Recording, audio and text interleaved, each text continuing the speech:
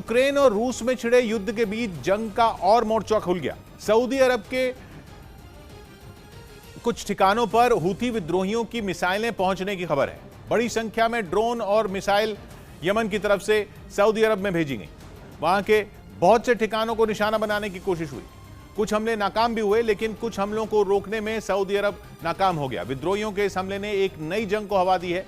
पिछले कुछ महीनों में विद्रोहियों ने सऊदी अरब पर हमले तेज किए हैं, लेकिन इस बार के हमले से सऊदी अरब की एक तेल कंपनी को बड़े नुकसान की खबर है। चंदन जजवाड़े हमें इस पर और जानकारी दे रहे हैं। चंदन, क्या पता चल रहा है? जी किशोर, देखिए, हूथी विद्रोहियों ने शनिवार रात से लेकर के रविवार तक सऊदी अरेबिया पर ड्रोन और मिसाइल से हमले किए हैं। ये एक गंभीर मामला है, क्योंकि दुनिया एक तरफ फिक्रमंद है रूस यूक्रेन युद्ध को लेकर के, वहीं हूथी विद्रोही नए सिरे से हमला कर रहे हैं। और मिसाइल और ड्रोन का इस्तेमाल करना निश्चित तौर पर गंभीर बात है, क्योंकि एक तरफ यमन सरकार के साथ सऊदी अरेबिया हो, यूएई हो या बहरीन हो, ये सरकारें खड़ी हैं। साथ ही साथ अमेरिका और ब्रिटेन भी संयुक्त सेना के साथ खड़ी है। लेकिन जिस तरह का हमला हुआ है वो मामला इतना बड़ा है कि अगर अमेरिका और ब्रिटेन भी इसमें हूथी विद्रोहियों के खिलाफ शामिल हो जाते हैं तो ये लड़ाई बड़ी हो सकती है। इस बीच अमेरिका ने सऊदी अरब को बहुत बड़ी संख्या में इंटरसेप्टर मिसाइलें भेजी हैं। सऊदी अरब ने अमेरिका से फौरन ये मिसाइलें देने को कहा था, जिसकी वजह है यमन के हूथी विद्रोहियों के साथ तेज हो रहा संघर्ष। एक बार फिर सऊदी अरब पर विद्रोहियों ने अहम ठिकानों पर हमले किए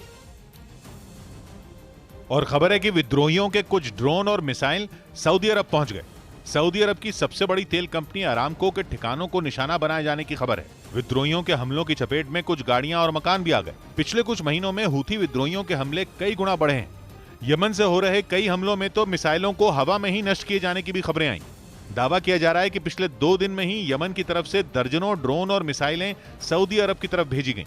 ज्यादातर को हवा में ही नष्ट कर दिया गया, लेकिन कुछ मिसाइलें निशानों तक पहुंच गई, जिसके बाद हूथी विद्रोहियों ने दावा किया कि उनका हमला कामयाब रहा।